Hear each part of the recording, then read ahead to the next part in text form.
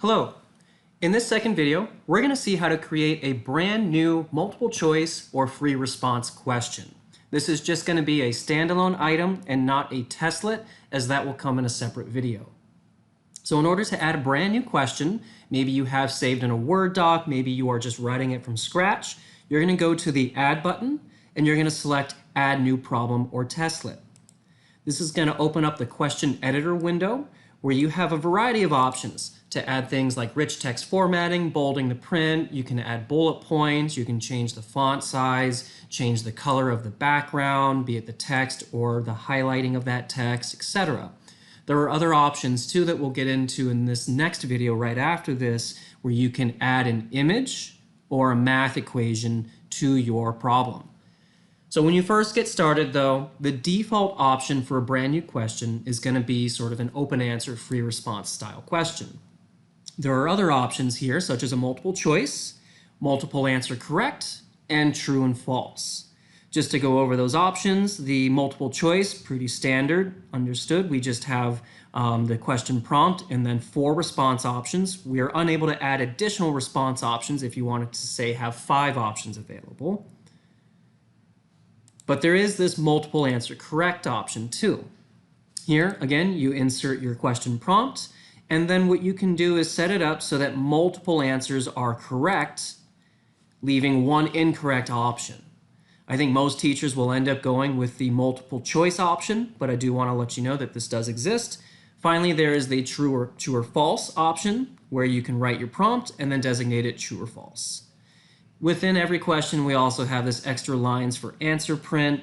This is best suited for a question that requires some sort of calculation on the student side to determine that correct answer. So for a free response, this is maybe a good spot to add maybe 4 to 5 extra lines for the student to write down their work and solve the problem. Let's go ahead and do just a multiple choice question though. That's probably going to be a pretty standard option for most teachers. And here we're going to input our prompt.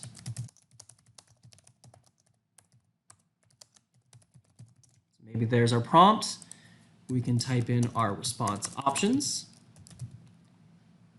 And here I'm leaving A as the correct answer given this question here.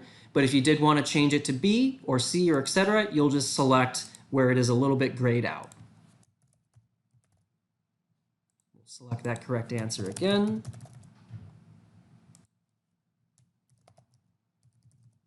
And there we go.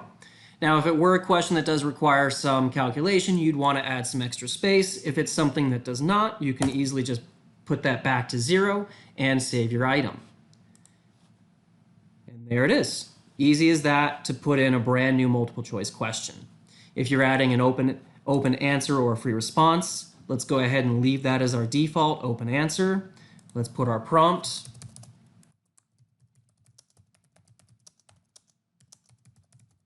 And so there's our prompt for the students to then input their answer. This here is for you as the instructor only. Students will never be able to access this either in an export you create or some other method via SPORK. And so this is just for your records to put in maybe some bullet points about, the various answers you expect to see, and etc. And so next, again, if you want to have extra lines for answer print, I definitely encourage this for an open answer free response, because you need to give them some space to actually write down their answers. And so when you're all set, you can hit save. And so here it will show you the answer as the teacher, but again, students will not see these things. When you do export an answer key, just to kind of show you, give you some peace of mind here, it will not include that in the actual export of the test, only the answer key itself. So there's our answer key. Let's go ahead and do an export of the test. And there it is. And so we'll have a little extra space down here. Let's add one more question. Let's do a true or false.